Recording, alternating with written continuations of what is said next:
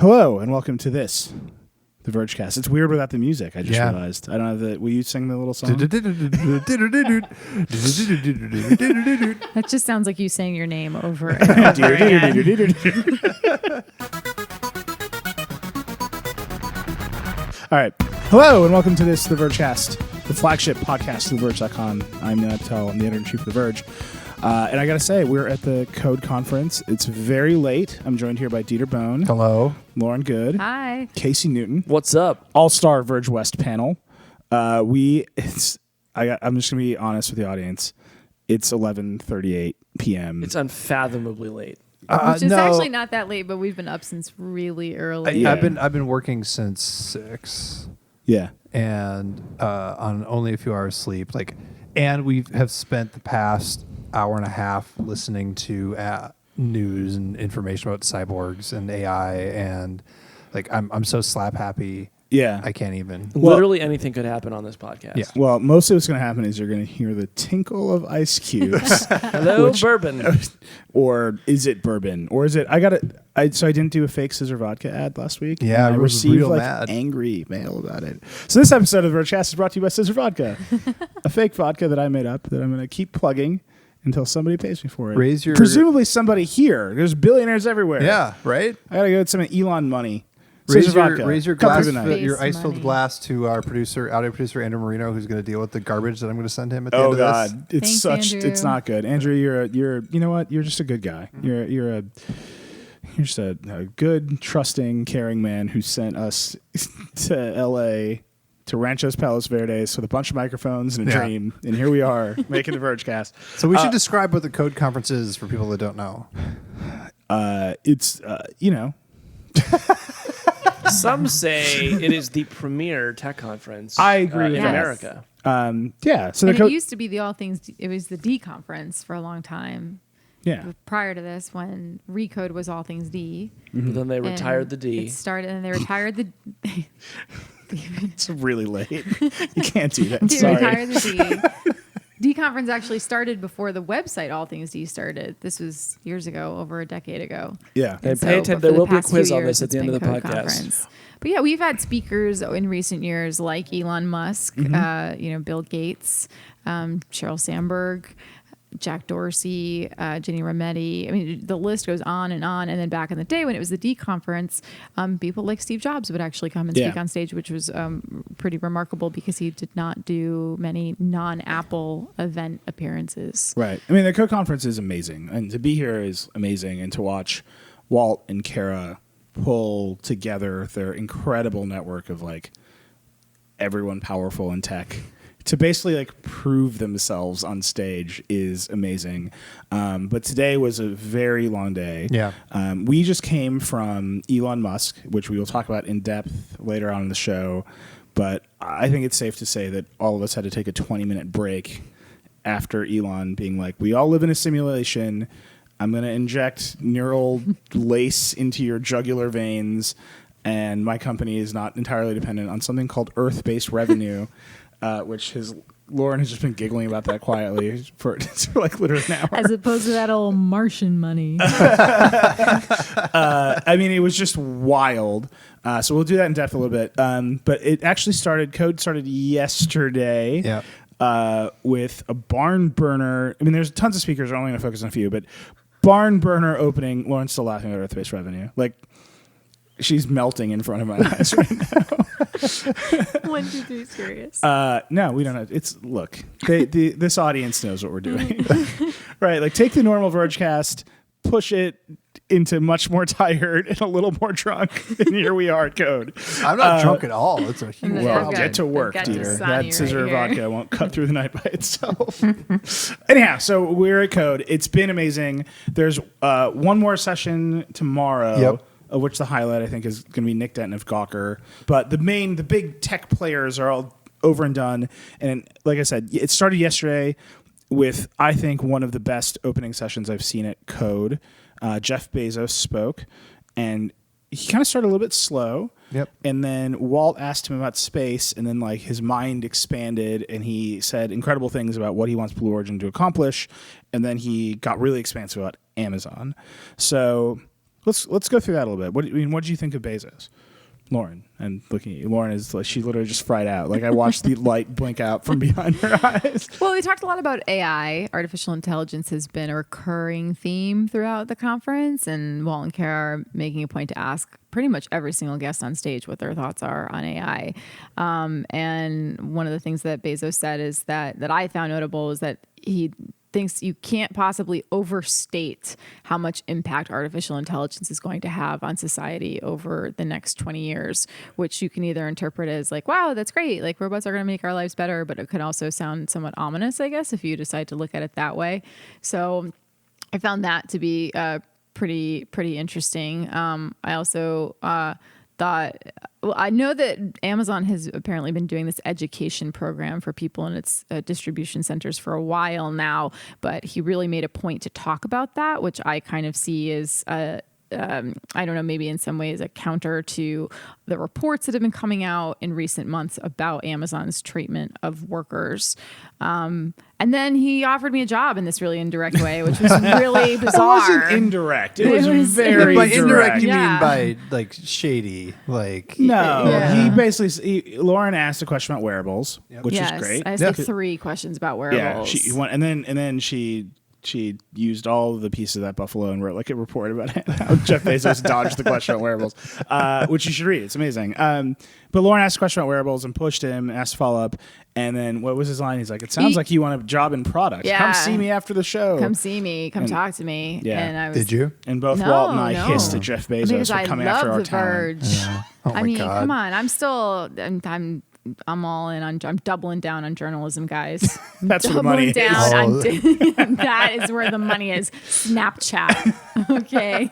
Sorry, Jeff. I'm busy making content. Yeah, sorry. Lauren has been forced to make an endless series of Facebook Live videos all day long. So the 10-minute death marches for the rest of your life, Lauren. But I want to hear what you guys the thought overall about the Bezos consensus on session. his thing was like he like had the reality distortion field in Right, the room. absolutely. Everybody was like, whoa, like I am in love with you right now, even though you were saying things that when you just look at them out of context are like patently dumb. So he got asked the, Peter Thiel versus Gawker question, and he led with like quoting Confucius or Yeah. the apocryphal Confucius that if you seek revenge and you shall dig 2 graves, one for yourself. And like, I don't know, he had a bunch of like one-liners that were really like, huh.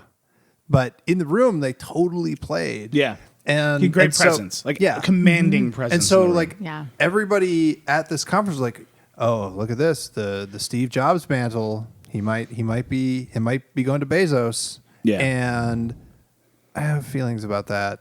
Well, so that's the thing at Code. I talked about this with a couple people today.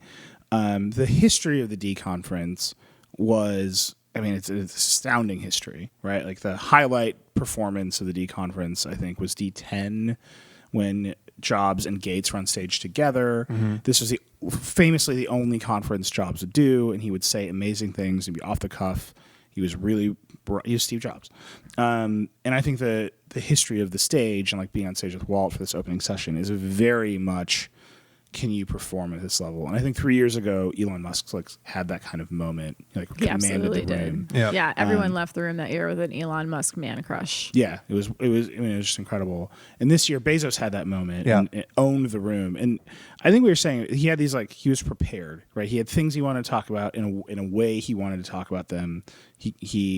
I disagree that the things were patently dumb, I think is what I'm saying. Like Well, his they weren't answer patently about dumb, that's why fair, yeah. his answer, like he gave this, Bezos is a wild person. He runs Amazon, he runs Blue Origin, a space company, and he owns the Washington Post. Yeah. You could spend an hour talking about any one of those things with him. Or Yeah. AWS. Yeah, you could just drill into some Amazon thing. Like, let's talk about delivery logistics. Yeah. And he's Right. clearly capable of doing that. Or AWS, right? Let's talk about your server business. But his answer, I think, about Peter Thiel was actually like I called it savvy because he didn't get into does he agree with Thiel and he hates Gawker. He got a little bit into like First Amendment stuff and like beautiful speech is easy to defend. You have to be able to defend the hard speech or the ugly speech. But his basic answer to that question was like, "Yo, you're a billionaire. Don't waste your time on this. Like, Suck it up. Suck it up. Get a thick skin." Right. Which is like, yeah. Right. No, I thought that was great, and I thought his line, he got asked about Donald Trump, who's attacked Amazon and several times, obviously has a contentious relationship with every newspaper, but particularly the Washington Post. And what did he say? He's like, my predecessor, Kay Graham, was like, during the Watergate hearings, was threatened. I think it was, I'll put your ass through the ringer, but Bezos wouldn't say ass on stage. I don't think it was ass. Really? That's not the thing that gets put in a ringer. Google's what? If only there was an AI in this room that could tell me what body. Anyway, while Lauren looks up that quote, Bezos was like, I own the Post, I believe in journalism, and I am willing to have whatever one of my body parts put through the ringer. It's tit, by the way. Was it? And so he doesn't have that. Yeah. And so that's why his body part line played so well, because he had something else. Yeah. Yeah. Got it. Okay. The man tit. Yeah. I don't think that's what it's called. Oh. Okay. Well, I hate to drag us away from this particular point, but it's notable to me that we've avoided Late night talking Vergecast. about what I thought was the best part of the Bezos presentation, which was everything that he had to say about space, including that he thought that the Earth in the future would likely be, quote, zoned residential. Yes. Yeah. Light industrial and residential. Yeah, light industrial, and that we would move all of our heavy industry off world. And there was sort of this moment where you were like, Jeff Bezos is literally talking about how this planet will be zoned like 300 years from now, and is probably not wrong. Right. And this is where Earth-based revenue was Musk. That was never Musk. mind. Oh, yeah. Well, Don't if get you me really started. look at, we should really talk about Bezos in space, because there's a lot of things to unpack with him talking about that. But it's funny, the two themes, the big themes here, one is AI, which is eventually all human consciousness will be augmented by machines, and the other one is we have to leave the planet. Yeah. And it's just like right before Musk, Nathan Myhrvold spoke, and his whole thing was basically like, I have done the intensive research to prove that asteroids will destroy us all. And isn't it so hilarious? Yeah. The whole thing was like, There's a lot of jokes in that presentation. Yeah. But in the meantime, He's like, here's a video of an asteroid. sous vide. In the meantime, I've cut a grill in half and taken beautiful photos of a burger. It's so confusing. But in terms of like unexpected themes, yes, like By the way, that's a space- deep cookbook reference, and if you didn't get it, I'm saying you need to do some work. Like, go study the cookbook reference. It's really good. Okay. Have you seen the photography? It's pretty amazing. The cookbook weighs like 50 pounds, right? Yeah. That Yeah, Myhrvold it weighs made? about Yeah. 40 pounds. It's Yeah. a 2,500 page book. Yeah. Yeah. Isn't it called The Modernist Cuisine? The Yeah, modernist it's not cuisine. often called a It's- good book, but it it's is a very long. Science Yeah. and food book. Well, no, Casey. at one point he was. We talk about Myhrvold all night too. At one point, Nathan Myhrvold was explaining Kirchfield's. He was explaining some like Kirchhoff's law of thermal radiation. right, and he was explaining why. Wow, Casey Newton. Look at this guy. My master's thesis was about it, so it was just a crazy coincidence. He's like, this is why toast burns. I'm writing a 2,500 page book on bread. And just like threw that out there. And he was like, here's a video of an asteroid exploding. It broke 1 million windows. It's hilarious. Just a very strange. I'm beginning to realize all of Goode Conference is about humanity is doomed. Yeah. And also the It was. CEO of Tinder is speaking tomorrow. So Yeah. it's like a real, just a Yes. lot of themes coming. Super Anyhow, fits. so Bezos, he's got Blue Origin. Yeah. I think there is an extreme temptation to talk about Blue Origin as though it is in the same category as SpaceX. And I think Bezos took full advantage of that yesterday. So Blue Origin is... I watched Lauren Grush react to this video in real time in Slack today because I sent her the Bezos video and I was like, there's a story here somewhere for you. Lauren's our wonderful space reporter. And she got back to me and she was like, he sounds like a complete tool. Like, Because they're doing different types they're of doing exploration, wildly right? different Some things. are Things. orbital versus suborbital. Is that Well, the and also like oversimplifying it? Bezos Probably, is but doing space tourism and plus some other stuff that I'll get to. And Musk is like putting a rocket into space every 2 weeks. yeah. So It's there's like a huge difference. and he's delivering cargo to the International Space Station. Yeah. He's got a rocket, the Falcon Heavy, which presumably can get him to Mars. Bezos can get to suborbital space with a rocket that looks hilarious in my mind. Again, it's very late. And then it comes down. is it like a giant Fire TV stick? It looks Is that what like, it looks yes. like? The Fire TV Stick, I have to say, an extraordinarily sexual TV streaming product. Why isn't it just why don't we just call it the Fire Dongle if we're gonna No, go that we way? can't make. No, that's not allowed. Right. That the word has been excommunicated by the technology community. Okay. Cruising right into the midnight hour. Yeah, You're on the anyway, Vergecast. okay, here we are. No, Blue Origin does something far less complicated, and their rocket engines are refurbished 60-year-old Russian rocket engines. But because he's got a rocket company, shooting him into space, and he landed him, it's easy for him to start doing the expansive view of space, right? We're going to move all heavy manufacturing off the Earth. His line was, Elon Musk and I are very like-minded, but I don't believe in Elon's plan B. We have to be a multi-planetary species. The best planet is Earth, and we can go other places and do other things there, but Earth is plan B is let's make sure plan A works. I don't want a plan B for Earth. This is the best planet in the solar system. I guarantee it, or something to that effect. And that to me was another theme that I saw throughout the conference, which is if you dip your toe in the water of something, you get to start making expansive statements about the future, which is to me the real theme of all of the AI conversation. Yeah. So Sheryl Sandberg and Mike Schrupp, Schrepfer. Mike Schrepfer. Shrep for short. Let's just call him Shrep. Like we're friends.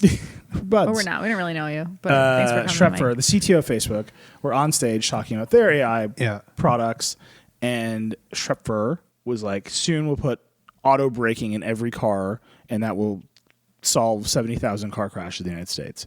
And it's like, that's great. You run Facebook M, which is literally monkeys with typewriters, answering text-based queries, and I have no idea how you're going to put AI brakes on my car.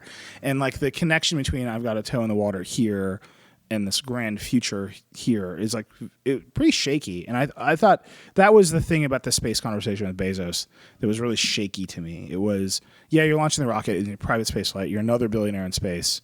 But I also think the conference is designed to get people to think expansively, right? It would be boring if they're like, well, here are all of our capabilities today. As for tomorrow, who can say? That would be a very dull code. Well, no, only time will tell. Yes. But that's my conference. Year. The only time will tell. I know we're trying not to get into Musk, but all the crazy shit that he said, about space and going to Mars, and what should the government on Mars be, and all this stuff. You're like, oh man, you're just a nutbag. But then again, somebody should be thinking about this. If technology, the difference between what our lives are like now because of tech compared to 20 years ago, if you just extrapolate that progression, in 80 or 100 years, things are going to be nuts, and somebody should be preparing. And so when I see these billionaire titans of industry expounding on crazy ideas becoming a cyborg by sticking an implant in your jugular, which by the way is safer than cracking your skull open, I'm like, oh my god, you're just a crazy person, this is hilarious. But then I step back and I go, actually, well, at some point, everybody's ideas were crazy, right? I mean, anyone who really advanced anything. And by the way, I I've spent the past 5 years reading this constant criticism in the tech press. It's Silicon Valley, all they do is make photo sharing apps, right? It's just all likes and hearts and faves and retweets, and when somebody going to tackle something ambitious. So I don't think you can say that on the one hand and then come back and be like, but you want to go to Mars? Well, that's just crazy. You want to save planet Earth? What's wrong with you? I just thought Bezos took point, it. My only point is Bezos took advantage of his moment and his ability to own the crowd to say really broad, expansive things that elide the truth in certain ways, right? So the space one, he can go up only so high and come straight back down, and he can't actually deliver any cargo, right? So his thing was, I built Amazon on top of all this existing infrastructure like credit cards and the internet, and now it's my responsibility to build the next generation of infrastructure. And he actually has a direct infrastructure. He has he's three, right? He's got the United Launch Alliance, and he actually has NASA exists, and SpaceX exists. I mean, there's a lot of them, and they're equally trying to build the infrastructure. But because he's in the zone, he gets to say those things. Yeah, I mean, but he also has this amazing track record. Like why bet against Jeff Bezos? Like, this man is incredibly patient. He's incredibly smart. He assembles amazing teams, and he just relentlessly iterates. Yeah, so that actually gets me to the next one. Which we can't leave Bezos. Oh Until no, we I was going to about talk about work-life harmony and the Apple TV. Those are the two things I want to talk about. No. So that gets me to the next one, which was he got asked a hard question by Walt. I think that was, well, of course it was by Walt. Amazon gets criticized for its culture a lot and being really hard, and he gave all these really, again, expansive answers. He's like, we are bringing training centers into our warehouses so that if you want to be a nurse, we're going to train you to be a nurse, and it's a glass wall so other people who work in the warehouse know these opportunities are available to them. He said this amazing thing, actually one of my favorite phrases of code so far, which is he knows how to give up an idea when the last high judgment champion gives up on it. Yes. Yeah, that was great. Or until he begins to question his own high judgment. Yeah. Yeah. And by the way, if anyone ever makes a movie like a martial arts movie about me, I want it to be called The Last High Judgment Champion. Oh, I thought you were going to say if anyone ever makes a movie about Jeff Bezos, it'll be all Sorkin-esque with people talking really quickly about high judgment. Yeah, because otherwise you might kill them. But it's also true that Amazon's like still a very cruel place to work, and they still have it. It was just that moment, right? It's like the reality distortion field was in full effect, where it seemed like in that room, what you really wanted to do was work at Amazon because it was led by a charismatic, visionary leader, and he was just able to say, like, here's my vision, here's how I make decisions, here's how I think about everything. He talked about work-life harmony instead of work-life balance. Yeah. But he did also say that, listen, if your work is not your passion, like, you probably shouldn't work here, right? Yeah. I'm paraphrasing, but he doesn't want employees that are looking at the clock and thinking, can I go home at 5:00 today? Yeah. I mean, it's not their culture. And a lot of companies are like that. And maybe some other executives wouldn't be so blunt about that. Right. I'm like super curious about people who, like, maybe as they're getting ready to graduate from college are just obsessed with the idea of working for Amazon, because I'm sure they're out there, but they're also in Seattle, so I have like zero exposure to these people. And I think, I mean, there are people who've been tremendously successful at Amazon, and obviously Amazon does a lot of great stuff. But you know, I also believe that their culture is like kind of like militaristic and brutal in the same way that Apple's is, but that you could very much contrast with, say, Google's or Facebook's, which are much more cuddly by contrast, and where most of what you hear is about like the perks as opposed to I cried every day at my desk. Right. Or to start a meeting, we all had to write 6-page memos and sit there quietly reading them before we were allowed to speak, which is my favorite Amazon Which is how story. we started this podcast. Actually, that's literally really true. Yeah. Lauren, your memo is late. Silence. Hold on, I'm going to go cry at my That's desk actually my now. dream, is to make everybody start. Anyway, here's what I'm saying. I'm going to start driving The Verge ever harder because I watched Jeff Bezos speak. And then the last thing we talked about, I asked him a question about the Apple TV. Yep. Because he said this amazing thing. Walt asked him about Prime Video, and he's like, we monetize Prime Video in another way, which is if we win an Emmy Award, that actually helps us sell more shoes because it gets people to sign up for Prime because they want to watch these Emmy Award winning shows. And then once you have Prime, we have the data that says you're more likely to buy more things Than from us. non-Prime members. Yeah. But right. so the thing is, they don't have Amazon Prime Video on the Apple TV, And they don't. So they don't even sell the Apple TV in their store. They don't Nope. sell the Apple TV in their store, and They don't sell the they don't sell the Chromecast. And getting Amazon Prime Video on a Chromecast, like, it works on Android, but not elsewhere. Like, it's like a thing. Yeah. And his quote was, well, there are two quotes that are really important. He kept on talking about acceptable business terms. Yeah. We will sell the stuff if we can reach acceptable business terms.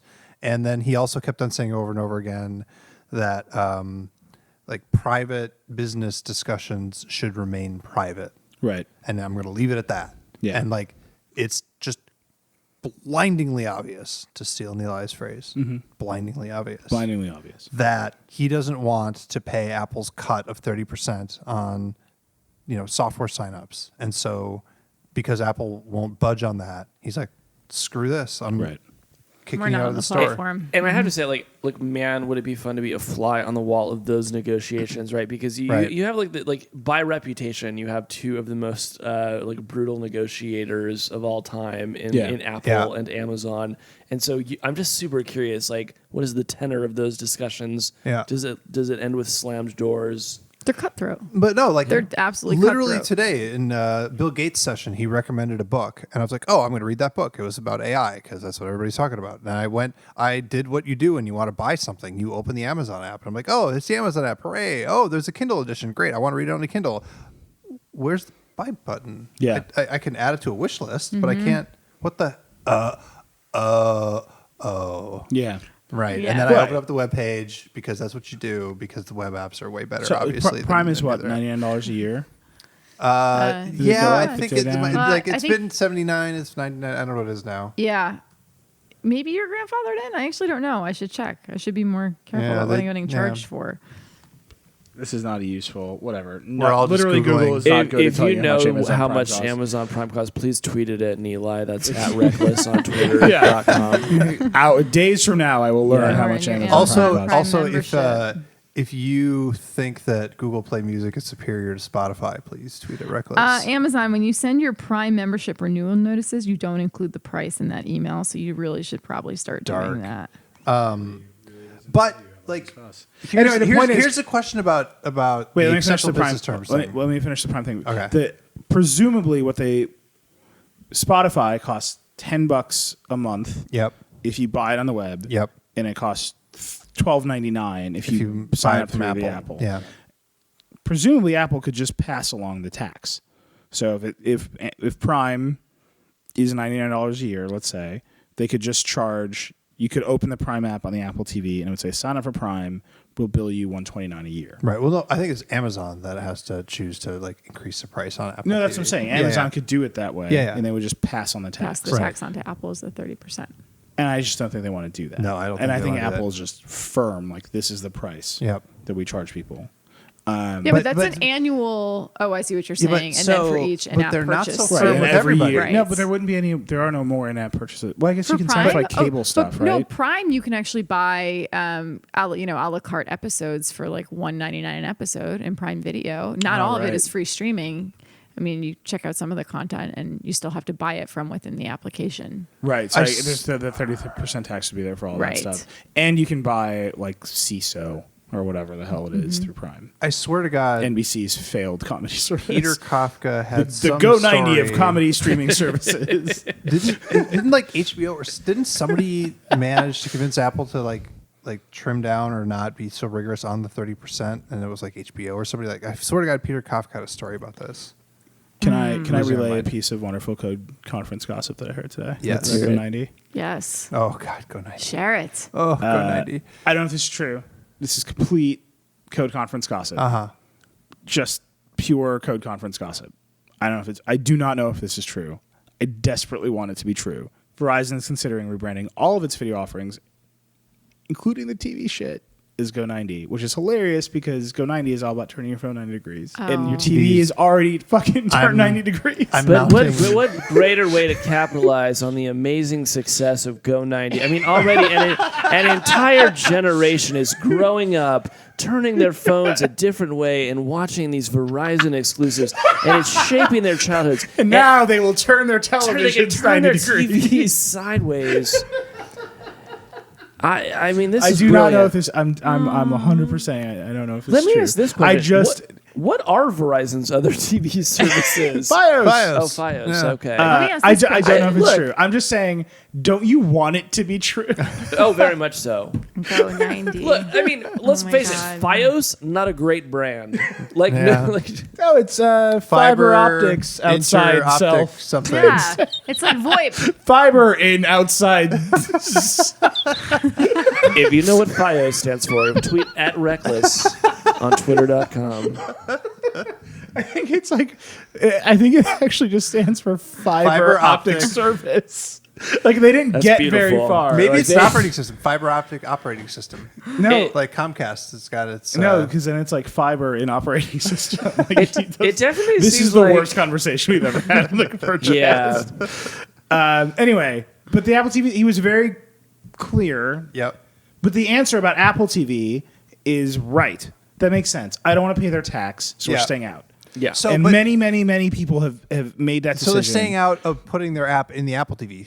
Fine. Yeah. But to not sell it on Amazon, like Amazon is such a like universal thing. It's becoming like this thing you'd use to buy stuff on the internet. Oh, whatever. In the same way has that a True, store. but they're- No, I know, I but in was the just same way gonna that say, Google but is what they're- you use to find stuff, and Google has been pressured into maintaining at least a patina of like neutrality towards the services that it links to.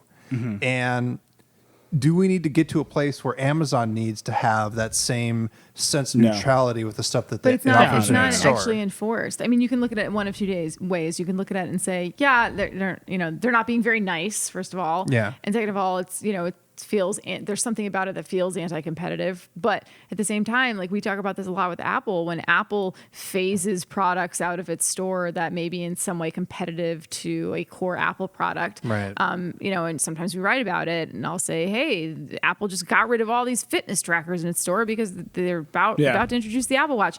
They own their retail stores and they can put whatever in they can sell whatever they want in their retail stores. And ultimately, Amazon's doing the same. They're I selling, agree. I don't think Amazon is the universal retailer the way that Google's a universal resource I buy, locator. I buy a lot of crap on Amazon. So do I. Yeah, Sure, no, but we like all at the end of the do. day, you type apple.com in a browser, you buy your Apple TV. know, Like, I- it's No not one hard laughed to at buy my an Apple URL TV. joke, and I'm very disappointed by it. I tried to buy a TV from Amazon and it wasn't available on Amazon, and I like literally didn't know what to do. Yeah, did you buy it from like Tom's of whatever? I tried to go to Vizio and they refused to sell it to me because they couldn't figure out how my credit card worked. Dieter has Diners Club.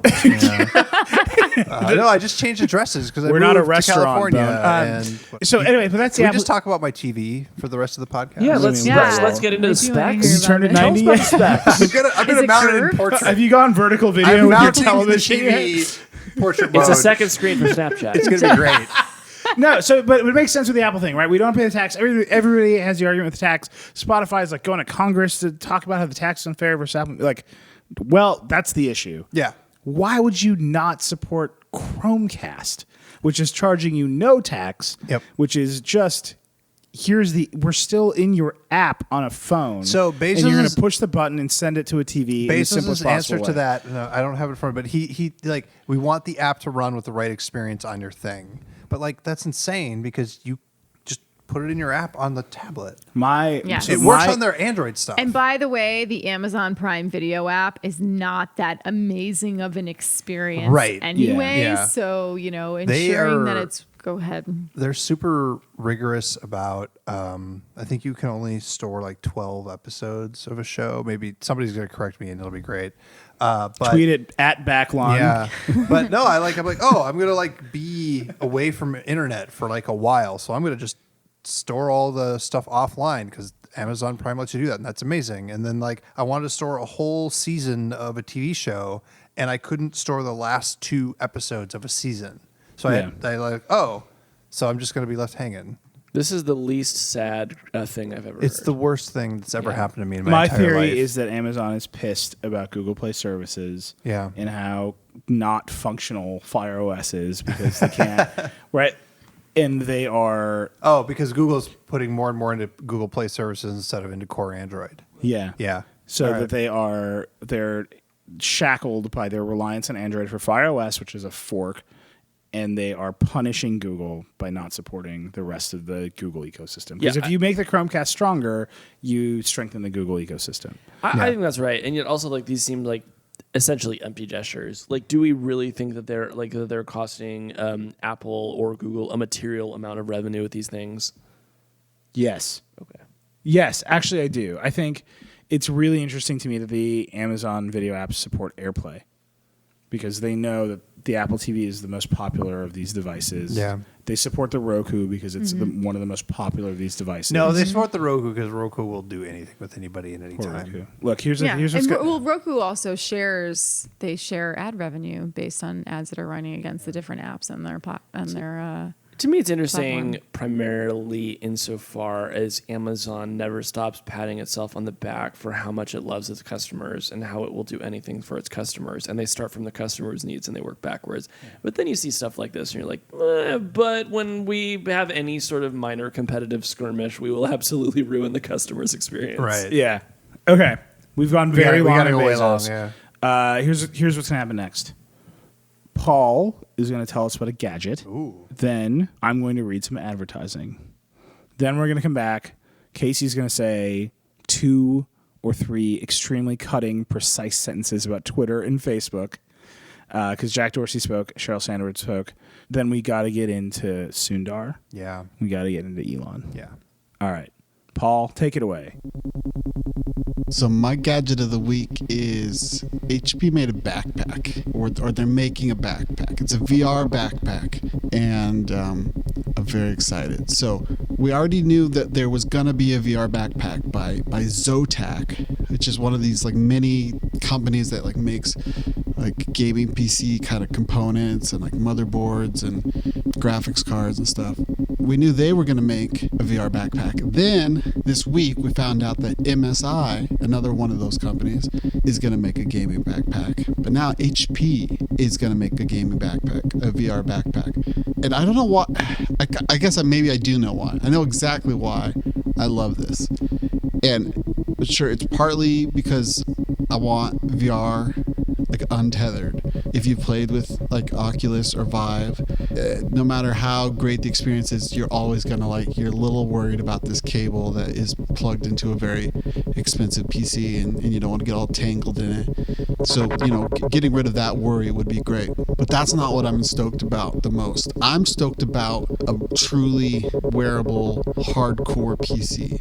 I think there's so many crazy, awesome things that you could do with this, and I know people have put laptops in backpacks and attached them to themselves and done this, but now this is going to be like a product you can buy in a store, and I think there's going to be a lot of awesome stuff done with this. Like basically, like you could think of these components as the same sort of components that are in self-driving cars. You have GPU and a ton of processing power and all these sensors and stuff. So if you just plugged a bunch of awesome sensors into this, then you could basically create the wearable computer of the future, of my dreams, where it's recognizing faces and prompting you on some sort of heads-up display that you have also magically gotten from somewhere. I don't know. Look, it's not all come together yet. Right now, these are just like renders, basically. We haven't even seen one in action, but it's just this fun new arms race of VR backpacks, and I am going to be there every step of the way telling you how cool backpacks are. That's the circuit breaker promise. So thanks for listening to Gadget Corner with your friend Paul Miller. This podcast is brought to you by Squarespace. Whether you need a landing page, a beautiful gallery, a professional blog, or an online store for your dame, it's all included with your Squarespace website. Squarespace. Can I tell you about some of these product features? Number 1, easy. Creating your website with Squarespace is a simple, intuitive process. You can add and arrange your content and features with a click of a mouse. Number 2, free custom domain. Squarespace makes adding a domain to your site simple. If you sign up for a year, you'll receive a custom domain for free for a year. Number 3, beautiful templates. Design a best-in-class online store with Squarespace's award-winning templates, customizable settings, and more, all without a single plugin. Number 4, seamless commerce tools. From nationally recognized brands to your favorite local shops, Squarespace is trusted by hundreds of thousands of savvy shop owners. This is around going to the be world, over soon, but sign up for Squarespace. including all the tools you need to track inventory, process orders, and send custom emails in one intuitive interface. Squarespace Commerce allows you to understand every aspect of your business. Why was that so threatening? Never mind. Number 4. Number 5. Number 5. Customer support. Squarespace offers 24/7 customer support. Every member of the customer care team is an experienced Squarespace user working in a Squarespace office. No matter how technical your problem, how trivial seeming your question, one of their team is always online to assist you. That's the ad, squarespace.com. Thank you for your support of the Late Night Vergecast. But let me tell you this, people. You can start your free trial today at squarespace.com and enter the offer code VERGE to get 10% off your first purchase. Squarespace. Set your website apart, you filthy animal. Okay, so let's very quickly talk about Twitter and Facebook. Dorsey was here. He brought DeRay McKesson, who is, I think, most prominent for doing Black Lives Matter. He brought him on stage. I talked to DeRay for 5 minutes. You did a Facebook Live with him, right? I did, yes. My 5 minutes with DeRay was incredible. Like, he's a shining star, and he is just like, I think Ezra said it to me. His like clarity of thought is like astounding. What was your experience with him like? He's incredibly charismatic, Yeah. and he's one of these people that is really active in a lot of sort of different roles. It's funny because he doesn't work for Twitter, and I asked him whether he was going to, and he was sort of not, whether Jack has ever offered him a job. He was sort of non-committal, but his ideas for Twitter are really interesting in terms of how to improve things around like harassment tools. He even said something like, I really wish, I said this on stage too, I really wish they would bring back the star instead of the heart. And that's a small thing, but he just has these great ideas for what Twitter is as a product and as a platform. And that's just Twitter. I mean, that's not even sort of... he's like running for the mayor of Baltimore. He was running for the mayor of yeah, Baltimore. he His was. campaign has now ended.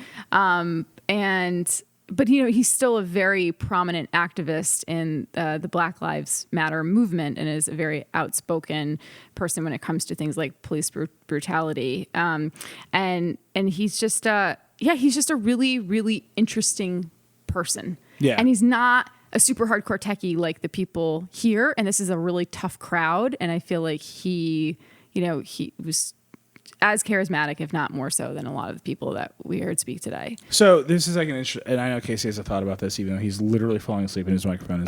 It's again very late here, but his knowledge of what Twitter is and could be is informed by the fact that he created a massive social movement using a platform, Using a hashtag on a platform. using a hashtag Yes. on a platform, Yeah. and he completely like gets the power of that platform to create this movement and technology and culture. He changed the culture using a piece of technology, and he gets the product. And what he said to me was, Jack understands the product, and I have product conversations with him. And then I talk to other people at Twitter, and they don't. The leadership at Twitter doesn't use Twitter. And then he very self-effacing was like, I know I'm a super user, and it's like, but you're the person that makes Twitter vital. And like that's their problem, as far as I can tell, is Twitter is very unclear about what makes it vital. By the way, this is an audio podcast, if you heard that intake of breath, know that it came with a set of dramatic eye rolls and hand motions, unparalleled in human society. I've worked at The Verge 3 years, and we've spent the entire time like asking ourselves, what should we do with Twitter? And today was more of the same. Why expect anything different? What I thought was unusual about this particular appearance on stage by Jack Dorsey, who brought DeRay McKesson on stage with him, was that it seemed like the reason Dorsey wanted to bring DeRay on stage with him was to sort of show off the way that Twitter has launched social movements in a way that other social platforms, primarily Facebook, have not, right? Like they have led to these, incredible communities organizing themselves, whether it's the Arab Spring or Black Lives Matter. I didn't feel, though, that Dorsey really sold Twitter as a unique enabler of that. I don't doubt that Twitter has done that uniquely, but it was sort of a weird venue to try to make that case. And what made it awkward, at least for me, was that DeRay spent much of the time kind of second guessing Dorsey's product decisions. He said they never should have changed favorites to likes. They've got to do something about the abuse that everyone feels on this platform. I happen to agree with DeRay on both of those points, but if I'm the CEO of Twitter, I don't want to use my moment at the Code conference to be second guessed about my major product decisions. So it was just sort of a very odd discussion. Yeah. Can I offer just like this? I don't even want to call it perspective here, but I mean, it must have been 2009 when I was at the All Things D conference, and Biz and Ev were speaking for Twitter that year because Jack was not a part of the company then.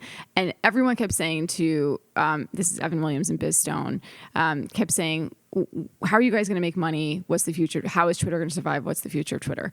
And then I think it was about 3 years ago now that Jack was at Code Conference and Kara interviewed him on stage. And it was the same because Jack was back at Twitter at this point, and it was, what's going on with Twitter? How are you going to save Twitter? How's Twitter going to make money? Right.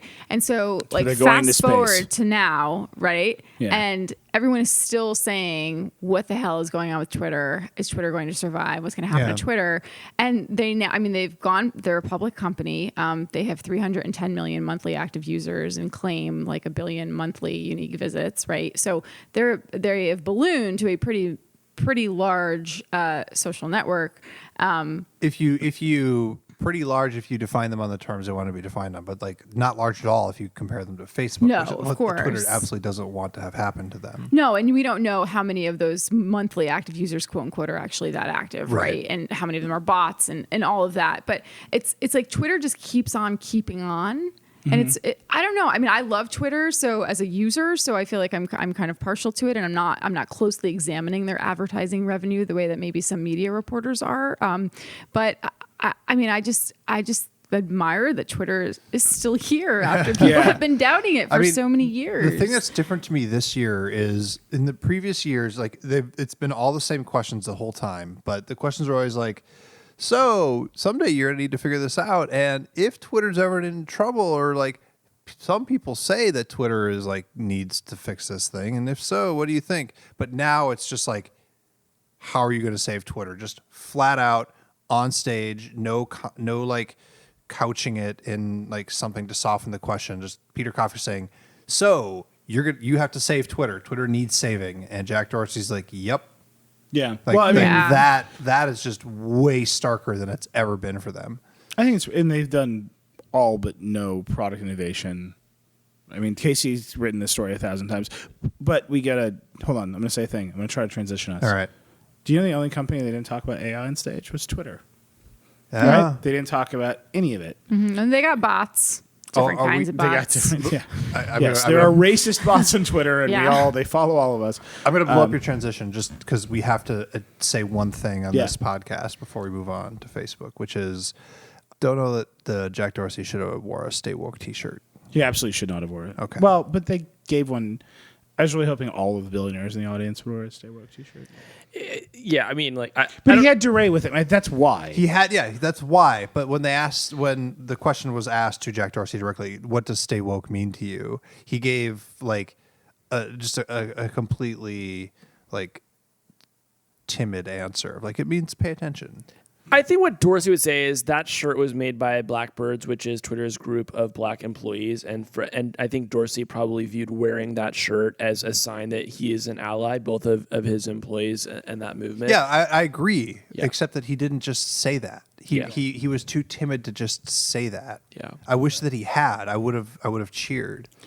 Well, I think it would have been amazing if Dorsey had said something like, "Black Twitter is a real force in our society." Yeah, and I marched in Ferguson because the power of Black Twitter, like he said all of those things by implication, right? But he didn't just say that explicitly. It was really interesting, right? Because he's wearing the Stay Woke shirt. He's got DeRay with him. He's all about the power of social change, and then that was bookended by Facebook, and that conversation was, how much power do you have, and is it too much power? And it's all about the algorithm. It's about the fact that they have a board member that's trying to sue Gawker into oblivion. That's a weird set of challenges.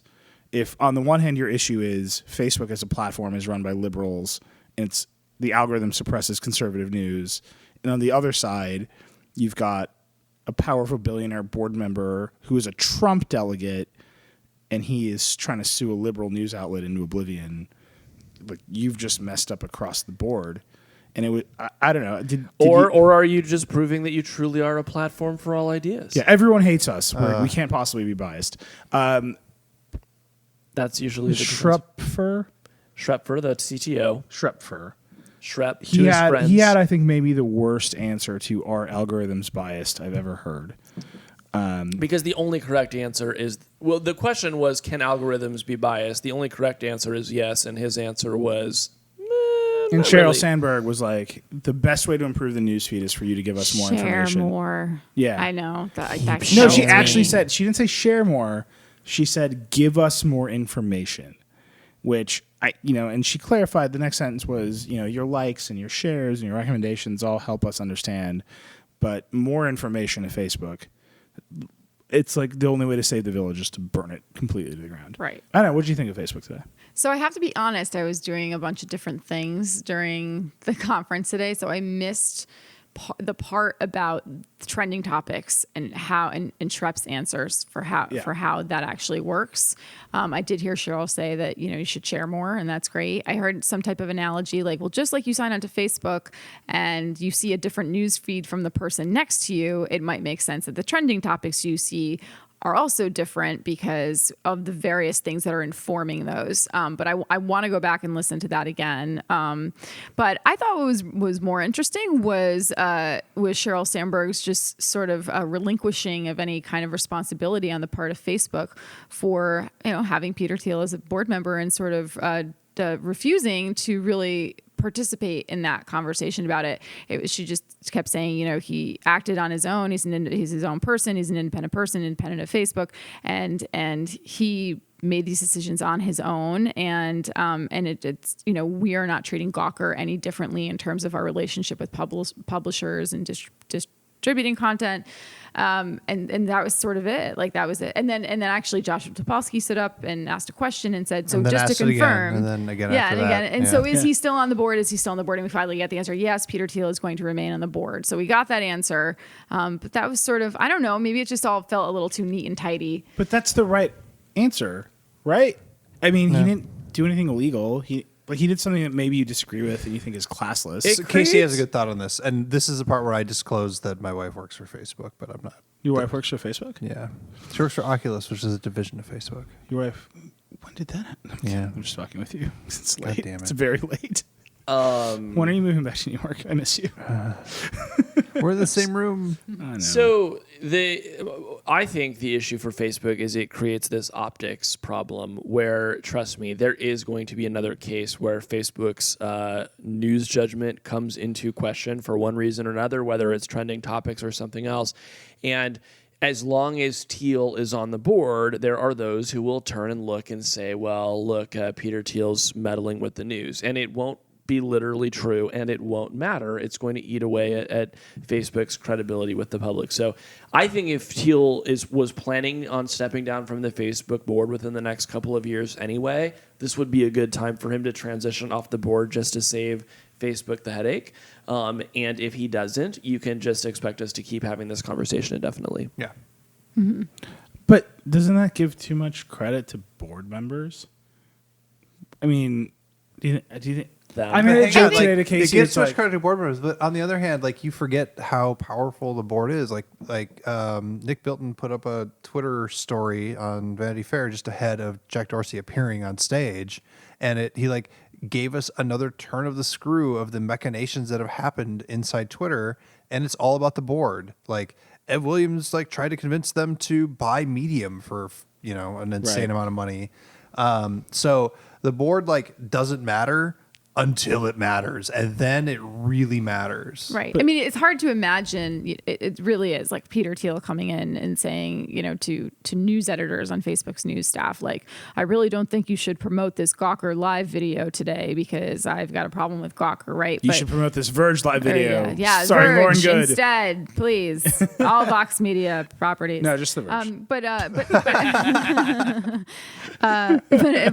I think somebody did ask the question. I'm not quite sure who it was that asked the question. Maybe it was Topolsky, maybe it was someone else. But someone did ask the question, like, well, so how does this impact other publishers? What if another sort of, I don't know, fracas arises between one of your board members and another publisher? I mean, I don't know. Anyway, I'm probably not articulating this properly because it's very late, and I'm not even the one drinking. I'm not even the one drinking, guys. I've Dasani water here. The bourbon only Dasani makes water it is stronger. super alcoholic. It's like 10%.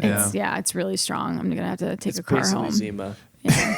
I'm gonna have to take an The Uber Vergecast, home. sponsored by couple Dasani doors down. Booze Water. Yeah. Cut through the night. In either case, Sheryl Sandberg is cool as a cucumber. Everything Yeah. she answers is on point, is Yeah. on message, and she's unruffled, and she knows was how to- that today. She knows how to like end a sentence Yeah. more than Yes. anybody else I've ever seen. Yes. She says what she's gonna say, and she just stops, and you're like, "Oh, you're done. Oh, that was good." Yeah. Every time. All right, we're doing a thing. And then I promise you, we're going to talk about Sundar and Elon for the 4 minutes remaining in this hour. Let me introduce you to our sponsor, Centrify Corporation. The Centrify Identity Platform is a next-generation identity management solution that protects organizations against cyber threats. Check out their white paper or sign up for a free 30-day trial at centrify.com/identity. All right, we're running a little long. We're going to do it. We're gonna go long. There's Dear, no way around it. I want you to talk about Sundar. Yeah. And I want you to talk about Google. So I got to say, he was on stage Yep. and just kind of Sundar is not floated through it all. He in is the not classic Sundar designed way. for this kind of thing. Like Bezos came up and owned the room. Sundar is like, he's like famously like the nice guy and like the relatively quiet and laid back guy, but like obviously very powerful. He's the CEO of the company and he got there through like doing really good work. But his charisma is very quiet and not the kind of thing that like commands the attention of like thousands, like unless it's on the stage of Google I/O. So I think Walt did a really good job interviewing him. Actually, like got him to be expressive in a way that unless if you understand Sundar's like base personality, you would like he like was like up and in it. But if you didn't, you like, oh, this is like a really sleepy, straightforward sort of whatever. But he really wants to talk about machine intelligence. He really wants to get the message out there that Google has been doing machine learning and AI for a long time, which is like a pretty standard message from Google at this point. And I don't know, like there wasn't up until like it came to like Q&A time, there wasn't like a whole lot of like straight product news. It was like, this is Google's idea of what AI should be. And it's like not that different from everybody else's, except that it's Google saying it. And like, we believe that Google can pull it off because they've done search really well. And like, they've actually done a pretty good job of building their, Google named AI. Yeah. But the big news was Walt pressed him really hard on like, yo, what's going on with phone hardware? Like, Yeah. You don't make phones except the RO phone, which is like a different experimental thing. You don't like, you're still partnering with Nexus phones. When are you going to start making your own? And the thing he said was, we're going to start being more opinionated about Nexus phones, which means opinionated in terms of hardware and in terms of software. And it's really interesting for Android nerds, which I can get into, but I don't want to just hold the court for like a half an hour here. That's why the people are here. They're not here for the First Amendment Peter Thiel talking to that. So the way I read that was, we're just going to start telling HTC exactly what to do. Like, HTC is going to go back to being the OEM they were for Verizon. Right. And Google's going to design the phone, and HTC is going to build it, and they're going to sell that phone. And then he said something else that was really interesting, which was, right now, Nexus phones ship with stock Android, but we think that we should start layering in other software experiences to further differentiate them, which is wild. It's wild, but it's also like it's been happening for a while. Nexus phones haven't been like, when you think like, so I tweeted this, like when you think stock Android, what you should really think is like the shit that's on GitHub, right? You should be thinking about like the bare bones, no Google services, like no, like not what you think of Android. When people think of stock Android, they think of what Nexus phones are. It's got the Google launcher. It's got Google Now. It doesn't have extra carrier crap on it. It doesn't have extra OEM crap on it. But it does have a bunch of extra Google stuff on it. It so happens that most of that Google stuff gets to get put on all of the other, ruin, carrier phones, right? But a Nexus phone is like the Google version of Android. It's not just stock Android. Mm-hmm. And what he said by saying we're going to be more opinionated about these phones is that distinction is going to get even more clear, so that when you get a Nexus phone, you are getting the Google version of Android, which is going to be like, it's going to have not just their Google Play service everybody gets, it's going to have their vision of the launcher, it's going to have their vision of what VR is supposed to look like, and who knows what else. In addition to, they're just going to be pushing around, HTC, because HTC loves to be pushed around. I think HTC would love to be pushed around right now. Or LG or whoever, right? They're going to turn. Well, no, but everybody knows that HTC is making the next Nexus phones. Right. So anyway. Everybody knows. Right. Because that's just, we decided together. Yeah. All of us on the internet. Android blogs decided together. Yeah. Do we have any idea how many Nexus phones sell in a year? Well, is it a material business? I didn't get to ask my question, but like my question was going to be like, oh, by the way, you do make hardware now because you've got a whole new hardware division under former Motorola guy Rick Osterloh, and like you're making RF phones. Are you actually going to push them? And like, if Google's going to be more opinionated about Nexus phones, the question is, are you going to make that opinion matter and start selling the frickin' things? Or not, because they're like, you can buy them at the Google store. They're not really trying in carrier channels anymore, and so the Nexus phones have always been like fan favorites that like don't get huge sales, and like everybody's just sort of waiting. Like this question of why doesn't Google just go ahead and make its own hardware? Like I'm with Walt that I'd like them to try it and see what happens, but to me the more important question is, when is Google going to say, yo, we're not sorry, Samsung. We're not sorry, right? LG, And that was the other thing that Sundar said. We're just going to go for Android needs a strong Samsung. He said it very clearly because Walt pushed him really hard. Well, he tried to say, no, like the dream of Android, like what we want is like a really big carrier or a really big ecosystem of lots of different manufacturers. Not all of them are huge. So like when Walt pushed him on Samsung, he like immediately pivoted to like rando tiny Android manufacturers in India. Right. But like that hasn't worked, and I don't know that it's going to work. Well, it's worked in the sense that India is dominated by Android. Yeah, but it's dominated by Android. But like Android 1 has been basically an abject failure. Like it hasn't become like the standard like base version of Android that everybody thought that Google definitely thought. But but that's like, oh man, if you are ready to get deep in the weeds on Android, that's because Android 1 is the same mistake.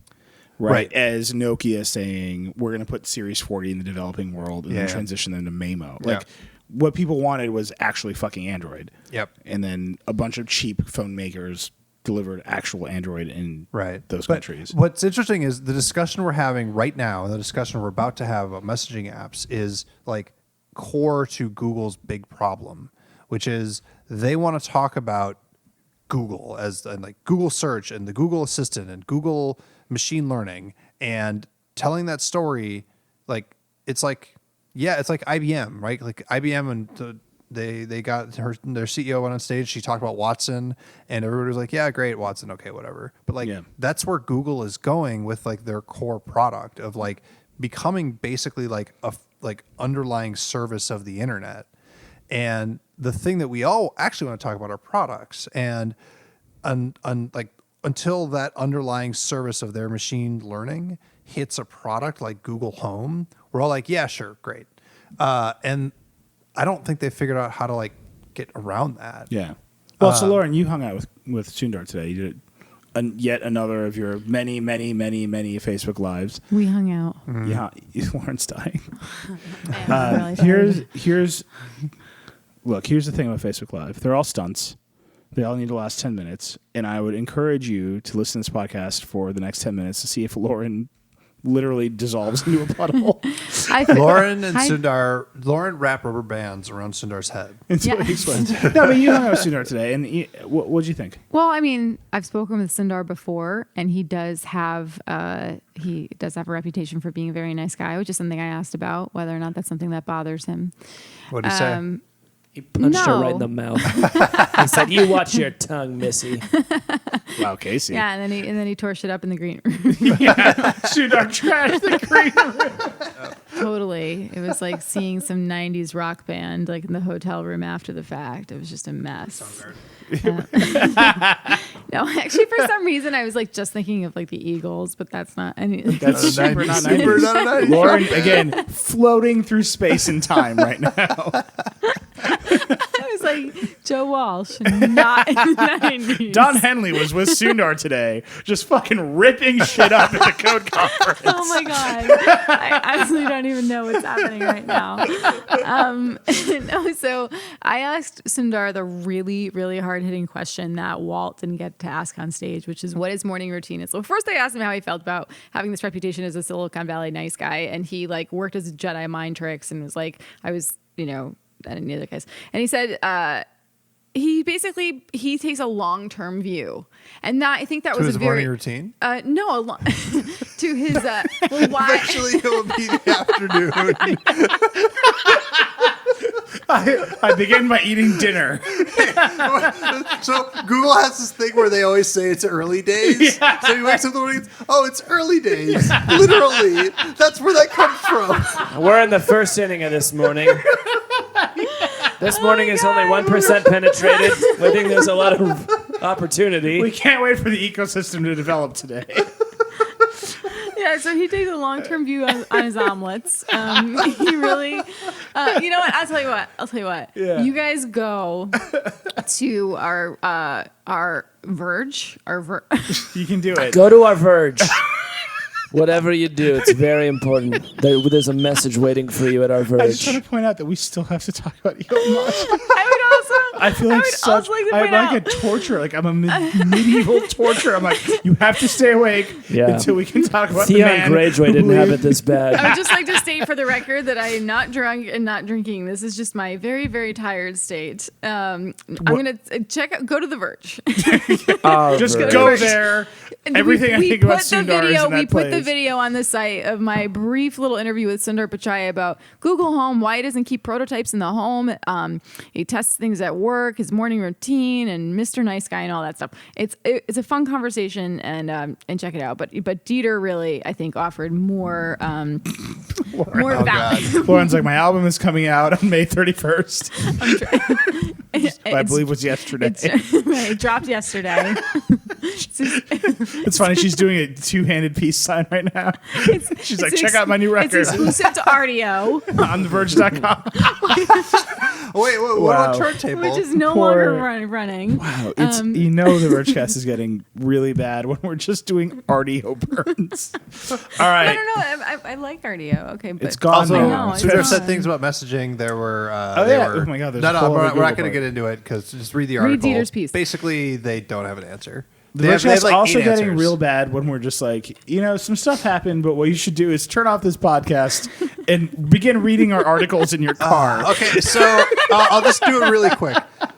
Stephen Levy from Back Channel said, "Hey, what's the deal with Allo? Like, are you gonna like take on iMessage? What's going on?" And Yeah. Sundar was like, "Well, and so he said more clearly than he ever has before that Android is going to support rich communication services, which is the next generation SMS. Yep. Which is going to be a dumpster fire, except that if Google builds it into Android, all the carriers are going to have to fall in line. So that's a little tiny ray of hope. There's also Allo, which is a little tiny ray of hope because like it's a mobile first thing. It's a good app, but who knows if anybody's going to actually use it. But it's better than Hangouts, which, by the way, like this empty bottle of bourbon is also better than Hangouts. They're both so sad. Right. And then the third thing is he like had this like really like plaintive thing. Like, it would be so nice if everybody interoperated. Yeah, Right. it's not gonna happen. It's not going to happen. But like, that's always like, I hate to say it, but it's totally true. The losers always say, wouldn't it be great if there were an open standard we could all participate in? Right. WebOS did it, Microsoft did it when it was losing in mobile, and now Google's doing it with messaging, and like, it's not going to happen. But Google can't not at least try to play in the messaging space, even though they just got completely pantsed by WhatsApp and Messenger and iMessage. WeChat and iMessage is like a FaceTime. weird one. I don't think iMessage is a weird one. Well, they got pants in the U.S. on iMessage, not so much in the rest of the world. But in terms of like mind share for people in the U.S., they got pants. Yeah, in but terms of like raw WhatsApp got users, pants by iMessage in the U.S., right? Like, it's the dominant one here. right? But like, I don't know where Google's going to be dominant regionally speaking. The bottom line is that Google doesn't have like the answer, because the answer is to just take the iMessage model and apply it to Android, but they can't do that for a bunch of reasons. The main one is if they start Googleifying Android, then it won't play in China because they can't Googleify Android in China yet. And I didn't like get the China thing into my story. So this is like a bonus thing because you're a Vergecast listener. You're You get welcome. to hear it. Yeah. You don't just have to read the article in your car. You can hear Dieter Right. talk about the mistakes he made with the article. Yeah, no, but like they can't go full Google into Android. They have to keep Android relatively pure and Google free, which means and also like there's hardware fragmentation, so they can't just follow the iMessage model. So their hands are really tied in terms of like directly taking on all these other messaging apps, but they can't just bow out and say, no, we don't care about messaging, because that's like the next thing. And so what they've done is they basically, like, it's a horse race, and they've bet on like 3 horses that are like way behind, and they're like, maybe one of them will catch up. Who knows? Well, they got to be there somewhere. Where I totally disagree with you is their hands were not tied. 3 years ago, they introduced Hangouts. No, it was their going to be the one messenger Yeah. to rule them all. You Yeah. signed in with your Google account, Yeah. and you could message your other friends Yeah. on Hangouts. It was Yeah. a smart approach. They totally underinvested in it, and Yeah. it went nowhere. And Right. now they've decided to try to make people use 4 different messaging services at once. Hangouts for business, Allo for messaging plus AI, Duo for FaceTime, and then Messenger. Yeah. They actually have Google Messenger just for SMS. But their hands are tied now. The fact that their hands are tied by themselves from failing to execute on Hangouts for 3 straight years is like, I can't stop that. But they're not going to give up on messaging. I mean, they have to do something, right? Well, what they're doing is hello They're throwing a lot of mud at the wall to see what and sticks. RCS and like please All right. operate. We have to get on to the last one. Yeah. Casey, I'm not even looking at you. He's You don't looking know at this. me. It's an audio show. He's but looking I'm- at me. Look And away. I've been laughing so Staring. much. Like my eyes are I mean, running. My nose is I running. have never seen so many tired people in my life. That's not true. Not even at CES. That's true. I did ruin everybody at CES too with sleepiness. But Yes. we got to do it. Here we go. Casey, Casey. Yeah. tell me about Elon Musk. Elon Musk gave the most insane and delightful presentation at the Code conference. But he did it in this tone of voice. Well, the thing is, you could just stick the implant in your jugular. He's a very soft-spoken man, and he said, first of all, he began the presentation with a 10-minute lecture about nuclear physics that scientists are still trying to parse through. Maybe by the time you hear this, the code will have been cracked. We're not going to get into the physics. They weren't nuclear physics. It was orbital space. It was orbital it was spacecraft. rocket science. It was literally science. rocket science. But you know what? It Yeah. wasn't brain surgery, folks. So maybe you can figure it out. It was all about horizontal velocity. He got to brain surgery later. Let's be Yeah, clear. that sort of came in later. There were sort of, I guess, 2 major takeaways for the Elon Musk is a crazy fun person crowd who just sort of enjoys a mad scientist introducing crazy concepts into the mainstream. And the first of those was how we would all become true cyborgs through jugular implants of neural lace, which is a machine-to-brain interface in which a superhuman intelligence augments your abilities. That's coming soon to a Surgeon Center near you. I have so much to say about that, but Well, we'll and, see well, when and, we get there. and, well, and Well, don't worry. Lauren's not dead yet, so we're just going to keep going until she dies. and This then is the just an second, experiment, the second crazy idea that he introduced, as we referenced at the start of the show, is the intense likelihood that you and I and everyone at this table and everyone listening to the Vergecast at home is living in a simulation. And we talked about that at the Goode conference at great length. So those were kind of the 2 big crazy ideas that Elon shared with us today. That Oh, was wait, no, wait, no, wait, that was on top of government on Mars. It was on top of if nobody else builds a Hyperloop right, I'll just do it. On top of no, really, I swear to you, I'm actually going to make enough electric cars for the entire planet. On top of we're going to launch a rocket into space every 2 weeks, and that's a way higher rate than anybody's been doing for the past 30 years. I don't know. Tesla 3 design going to be done in Just 6 weeks. like, yeah. Right? On top of like hinting that they're like like Tesla 3 would be fully autonomous, on top of teasing a huge Tesla announcement later on this year, like all like the normal stuff he had like a whole slew of like crazy hints and teases about actual things that he's doing, but that was layered on top of that was like cyborg theory and like insane AI simulation shit. Yeah, I mean, so let me offer you a vignette. So I asked him a question that was basically Chris Sigler and Lauren Rush asked me hard questions. They suggested hard questions, and the one theme they both hit on was Elon's great, offers aggressive schedules for his things that he never hits. Yeah, just never hits them. So I said, are you going to be able to deliver a Model 3? And the numbers that people are paying him. Yep. They're paying him a lot of fucking money, right? Dieter Bone. No, not me. My wife. My wife. But you guys are, it's like you're married now. It's a whole thing.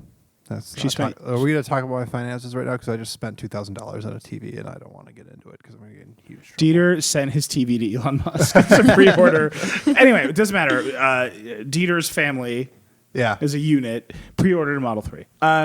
So he's just got his money. It's like an interest-free loan against the production of this car. And he has a lot of people's money because it's a big consumer product. A super aggressive timeline for delivering it, right? The car is not designed yet. Yeah. It's a month and a half away from being designed. Elon's phrase was literally, Pencils we're going to go down. pencils down. Pencils down. If that's not a euphemism, I don't know what is. Well, his landing... By the way, Elon Musk was late to the Code conference today because his private jet... The landing, I'm making quotes with my fingers. The landing gear was stuck in the down position. I don't know if that requires quotes. It might be true, but it's way more fun to think about with quotes. Landing gear gets stuck down in the down position. It was just the plane had to fly super slow because, what a great... If you're a billionaire, that is the excuse that you should use for all things. Yeah. Like, my landing gear was stuck. A little wonky today. I'm late. Little touch and go. But he's got a lot of people's money now. Yep. He has a really aggressive delivery schedule and a really aggressive ramp-up schedule, and he's got to make a lot of cars.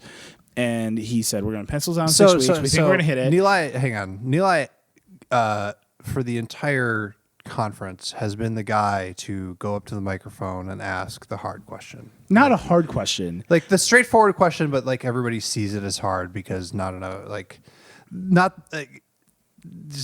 there's the thing where people don't expect people expect cranks at the microphone, and then all of a sudden a journalist comes to the microphone and asks a real journalism question. They're like, this is happening. So the thing I want to point out is that I'm in the same room with Nilay, and I moved to California and I miss him. That's so sad. But what's weird is that I'm looking at him and his skin is white and his eyes are like ice blue, because he was murdered by Elon Musk's death glare at him when he asked him, are you going to be late on the Model 3? So, no, literally death stare. No, the question that he wanted to murder me for, I asked him, are you going to be late on Model 3? And he delivered this insane answer. I was fine. No, it was... Which is that he doesn't just make up deadlines, and that when he makes them, he truly believes he's going to hit in them. His heart, and maybe he's delusional, maybe but he's not just in, he's not in the business of that making was cars so hard. His fine answer was that when he made the Model S and the Model X, he built them on top of a Lotus platform, and they're just like, well, we got to use this thing. What the hell? No. The Roadster was... He's like, we built the Roadster on the Lotus platform. Yeah, okay. The Model S, we had to invent from scratch. It was really hard. The Model X, we tried too hard because we built these Falcon doors, blah, blah, blah. It was too much stuff at once. The Model 3, it's like, we understand how to make a car now, but we're at the mercy of our suppliers. And here's a laundry list. Give him credit for saying with the Model 3, every time we make a thing on the Model 3, we are making it with manufacturability, which, by the way, manufacturability, hard freaking thing to write in a live blog. Yeah. In mind. And also, but by the way, like the weakest link, it's our suppliers. But no big car company blames their supplier. It was like a laundry. He's like, one of them was hit by a tornado. There's been a hurricane. There's been a flood. We had a shootout at the Mexican border, and I just wanted my trunk carpet. These are excuses that Ford can't give. Yeah. right? If he wants to plan, like, anyway. Can you imagine when he's late for dinner? He's like, my landing gear was stuck in the down position, and there was a shootout in the sky. Like, Wow. it was nonsense, right? Musk had a lot of excuses today. Yeah. So then, and he said the thing about pencils down. And earlier in the session, Walt and Kara pushed him really hard on whether the Model 3 would have autonomous driving. Yeah. And he said, we're going to do the obvious thing. Yeah, he said that they're going to have an event later this year. And we're gonna do And the Walt tried to obvious press thing. him to But then- say what it was tonight. And he said, we're going to do the obvious thing, which is obviously they're going to offer some type of so I upgrade. said- But so are Kara you had gonna- the best line. Kara's line is, "Oh, so cup holders." Yeah. Right. So my follow-up question after that, are you going to be on time with the Model 3? He said, we're pencils down in 6 weeks, and then we're ready to go. And there will be no features added after 6 weeks. So my follow-up question was, once 6 weeks, you're going to hold an event where you announce autonomous driving for Model 3. And he killed me. Yeah. He looked at me. Spoilers. Do you know the scene from a couple weeks ago on Game of Thrones with the guy who was tied to the tree and the children of the forest? Yeah, it's like, I mean, That was his stare was dragon glass. He just into looked at me, Nilay. dead silence. He blinked one time and then continued looking at me. And then I could see the wheels turning. Yeah. And he said, we do not have an event planned for 6 weeks from now. And he growled at me. It was strange. It was amazing. I don't know. That was like a whole section of the thing. But again, he's just like, I would say he has the most expansive view, and he got away with it, right? He doesn't like it. It was the same as Bezos to me in a lot of the same ways, right? There's the reality of what their companies are doing. Then there's this expansive view of what the tech industry should provide. And his view is that we should colonize. He said we should be an interplanetary species. Well, so he said a lot of things. So what's this consortium that he's trying to form to like Oh my God, create a OpenAI. benign AI? What's OpenAI. OpenAI. So he like when you're sitting there listening to him, you're struggling to keep up with the technical stuff, and he's really good at laying out a lot of technical stuff on you. But if you keep up with that, your brain is so busy trying to think through his cyborg theory that you're like, oh, okay, well, I get what he's saying. Oh, then I must be on board with his opinions. And his opinions are like interesting and weird, but like, Yeah. I don't know if I'm on board, but like he talked about like defending ourselves from becoming pets, and his method for keeping us from becoming cats for a supercomputer is we need to become one with the supercomputer and have it be the third level. So there's the digital level, then there's our cognitive level, and then there's like the limbic system. And as the limbic system is to your frontal lobe will be to the digital AI that you're going to become a symbiote with. Yeah. And We're all cyborgs now. well, we're all cyborgs already. And so he said we're already cyborgs, and I got pretty excited because I fundamentally believe that we're all cyborgs. Because the definition of a cyborg is a person that augments their humanity with technology, and I believe that our humanity is defined by the creation of technology to augment our humanity. That's what humanity is. And so when he said we're all Technology is an cyborgs, instrument thing right now. what's that? Technology is an instrument. Technology is an instrument, right? It's a I mean, thing. if you want to go for another half hour, this is one. I Also, could Technology keep is going. do you want to talk Anyway, about web versus apps? Bottom line, when trolling you Elon right Musk said we are all cyborgs already, I was like, well, I mean, I'm just going to buy another 3 Model 3s right now because you are just the best human. Doesn't this sometimes kind of feel like we're in these last stages of actually having some type of semblance of control over these gadgets? Yes. I listened to the creator of the Headspace app talk today, give a 10-minute Why does the talk. Headspace ad cost like $15 a month, by the way? Because I don't know. I guess that's what you have to pay for. He's like, peace of mind he's and up there meditation. saying, I've created an app that will help you meditate. I'm providing the service to humanity. I went to Tibet, wherever he went, India, and became a monk. And now I've come back and I'm going to turn it into an app for everybody. And I was like, oh, that's great.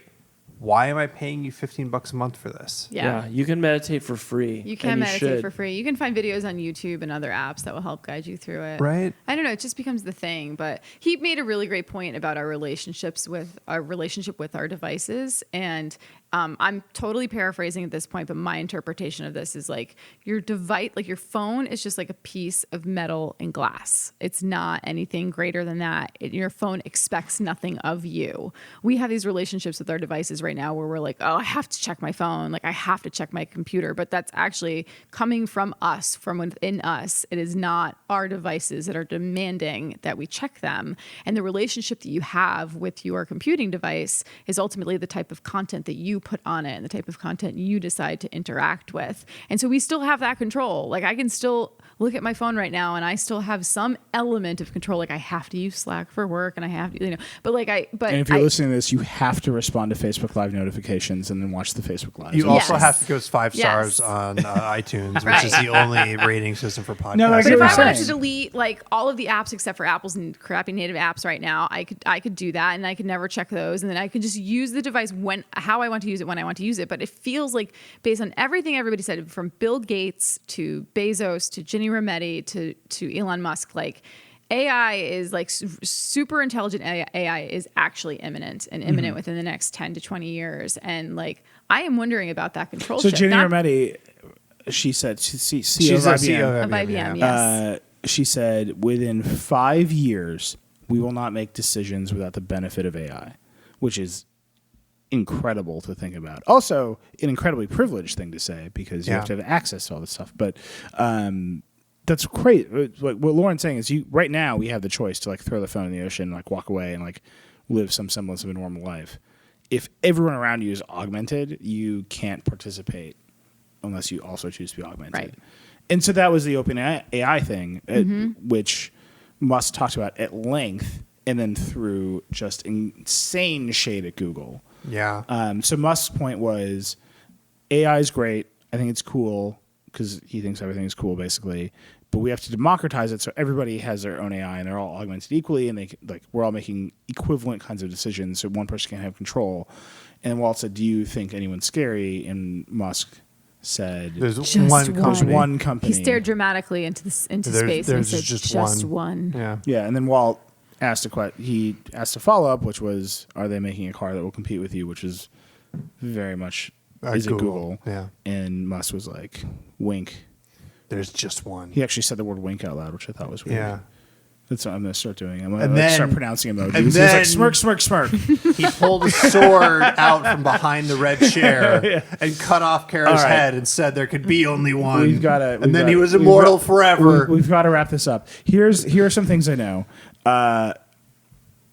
It's very, very late. Casey is melting next to me. Lauren has just been staring at me with the hate eyes for like 20 minutes. No, it's not true. All I want to do is No. talk about web apps now. I know. All right. I'm aware. Dieter and I You are going guys to do can a stay special up. post Vergecast web versus app 2-hour. It's going to be great. If you want to hear two people get drunk and make increasingly less sense about the death of the open web, stay tuned for Verge Extras. Anyway, please, God, let's all just thank Centrify for Thank you, paying for Centrify. this Thank one. you, Centrify. Centrify's the best. Whatever it is they do. Make a fucking, just make a website with whatever, but just use Centrify. Please. Follow The Verge on like 90 social platforms, but I'm just, this is a plea to the listener from the bottom of my heart.